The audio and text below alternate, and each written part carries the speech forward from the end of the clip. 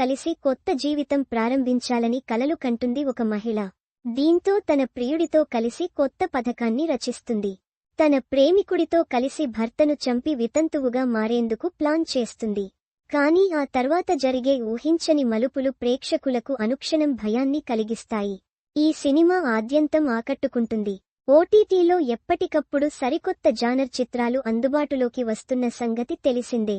Suspense, murder mystery, crime thriller movies చూసేందుకు జనాలు తెగ ఆసక్తి చూపిస్తున్నారు. ఈ క్రమంలో తాజాగా ఓటీటీలో ఓ క్రైమ్ థ్రిల్లర్ సస్పెన్స్ మూవీ తెగ ట్రెండ్ అవుతుంది. తన భర్తను చంపేందుకు ఓ ఇల్లాలు చేసే ప్లాన్, తిరిగి ఆమె ఎలాంటి చిక్కుల్లో పడింది అనేది సినిమా. తన ప్రేమికుడితో కలిసి భర్తను హత్య చేసి వితంతువుగా మారే డ్రామాను క్రియేట్ చేస్తుంది. ఈ ప్రమాదకరమైన సినిమా చూస్తూ మీరు ఆశ్చర్యపోతుంటారు.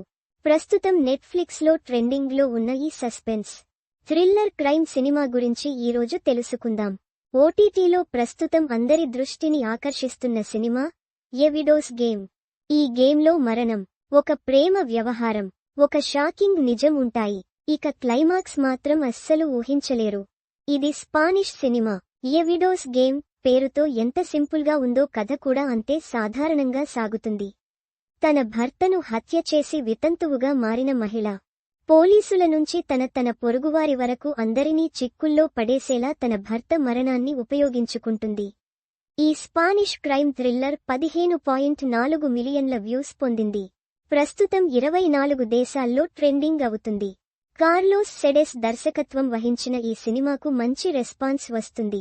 ఆయన ఇప్పటికే ది అసుంటా కేస్ వంటి ఉత్కంఠభరితంగా సాగే చిత్రాలను రూపొందించారు.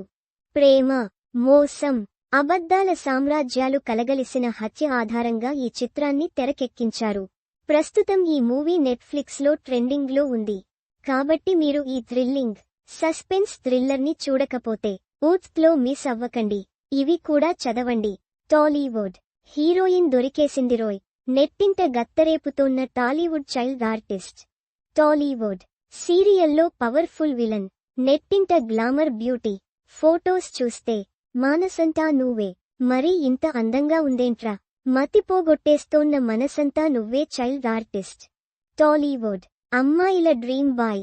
30 ఏళ్లకే సినిమాలకు దూరం. కట్ చేస్తే ఇప్పుడు ఇలా